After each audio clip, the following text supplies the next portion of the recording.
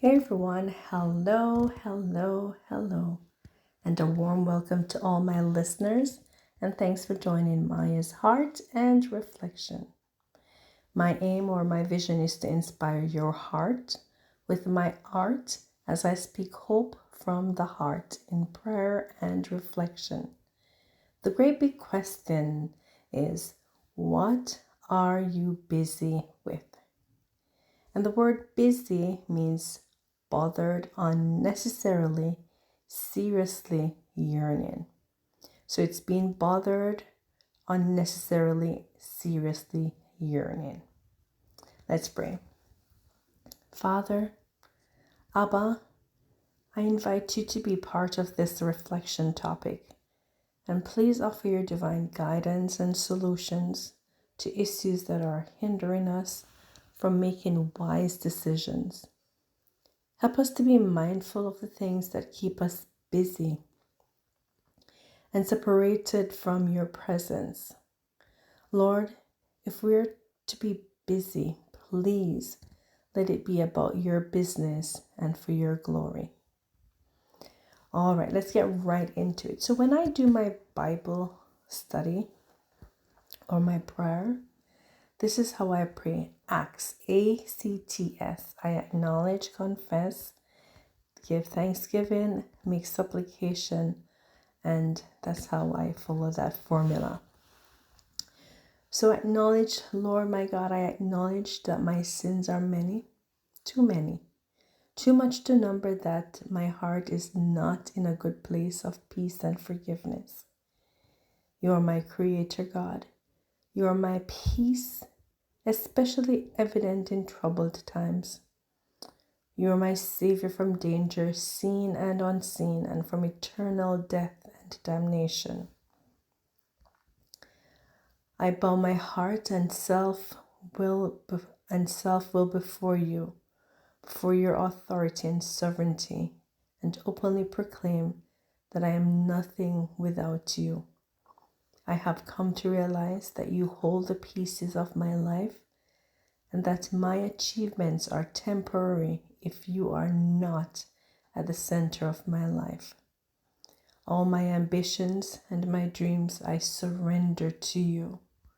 I am totally blind to the knowledge of the future, which is tomorrow. So I humbly leave my life in your hands, where I am covered and secure from the elements of danger and evil.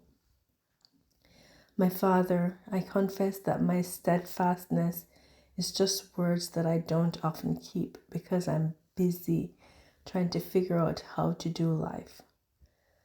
I've heard your words before, but somehow I keep falling into unbelief and allow lack of knowing your truth put my mindset into a place of fear and anxiety.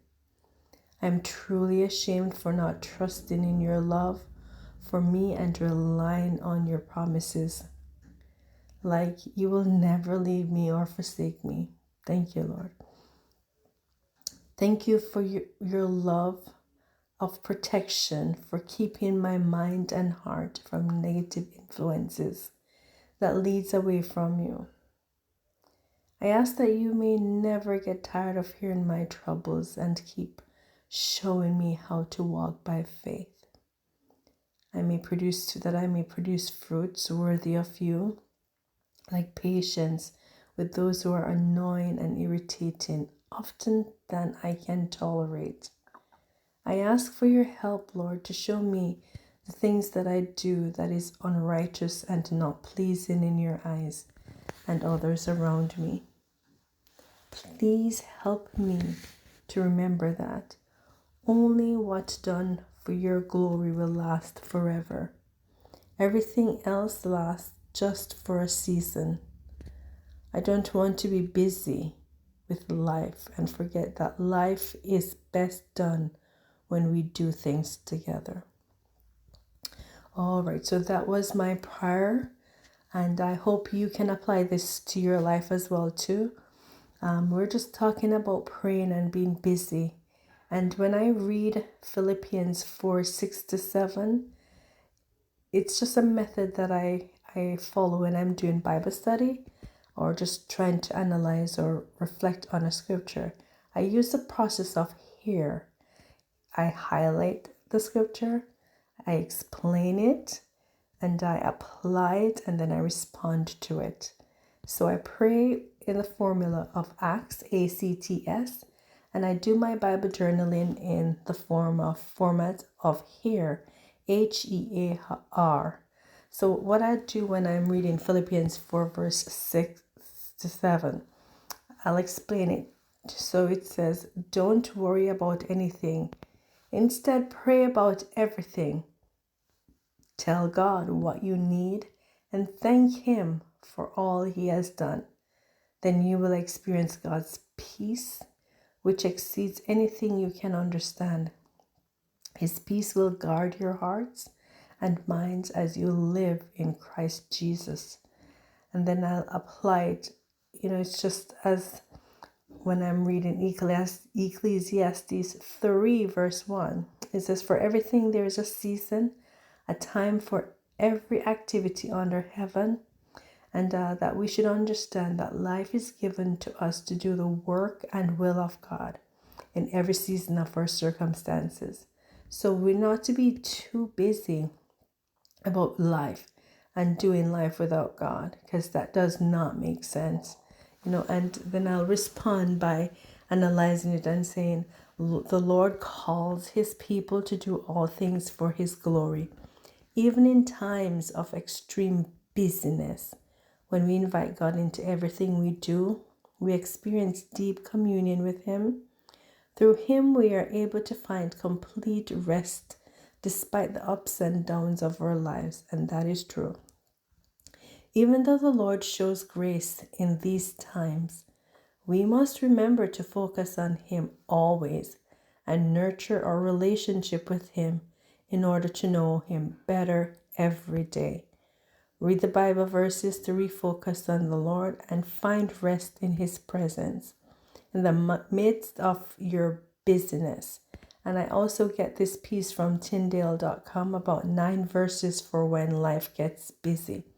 So busyness is something that we should do. We should keep our minds busy, but we should also be busy about the Lord's business. Not just us trying to get through life or get through a day by being preoccupied unnecessarily with things that we yearn for. But instead, let's yearn for righteousness. Let's ask the Lord. And when we spend time in the Word, even if we don't understand it, when we pray, and as I said, I follow the formula A.C.T.S, acknowledge, confess our sins, then we tell Him or thank Him, and then we do supplications by praying and asking, whether for ourselves or we just ask for some family member, someone else. And then when I'm writing my scriptures down or journaling my thoughts, I follow the formula H.E.A.R, H.E.A.R, where I highlight the scripture, I explain it, I apply it, and then I respond to it.